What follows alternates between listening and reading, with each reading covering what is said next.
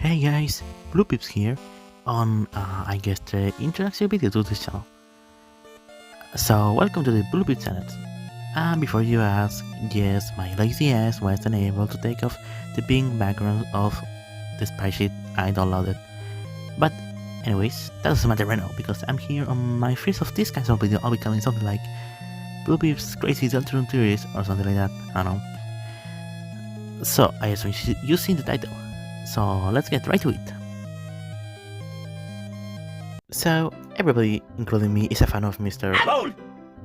And like, wow, from a nothing burger to being in my probably top 10 Deltarune characters. But I've been thinking, and it doesn't really make sense for Gerson to exist. Let's think about it.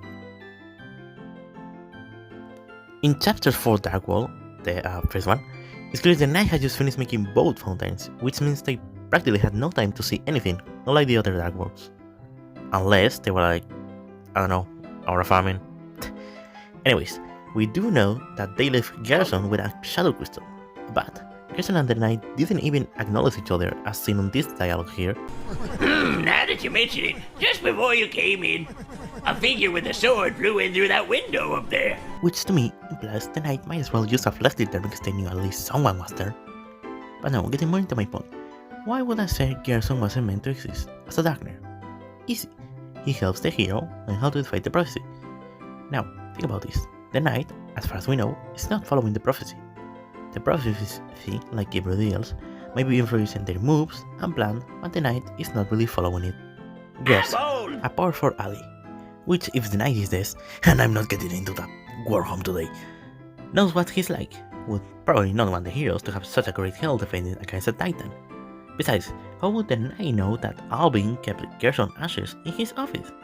So I propose that the knight finish the last fountain we visited, then had to go all the way to the Dark Wall, then be at the lobby, put a lock on it, make another fountain, and in that moment I believe Susie and Chris arrive at church. It would simply be impossible for someone as fast as the knight to do that in time. And keeping with the theme of chapter 3 that the knight is no longer 2 steps ahead than the fountain. Maybe like only one. And with this, it means that with the 3 Dark Wolves left we have, we will start to see things that weren't really supposed to happen, with Gerson being the first proof of that. And you might think, oh, but Blupips, what about the lore of the Hammock book series that was based on the prophecy and that had a Hammer of Justice in it? To that I say, it's simple really. Gerson himself says that stories can have things taken out, retold in a different way. The book was already just an interpretation of something else. Stories can be retold, they can be changed. That's what I believe. Which, from my point of view, I see it as they're not supposed to be a smith like Gerson in our interpretation of the prophecy, the one we are playing.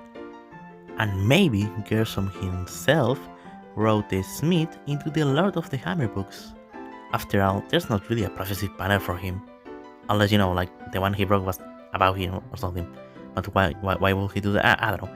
Anyways, to me this comes as proof that Gerson was simply a lucky mistake for us and a terrible one for the knight.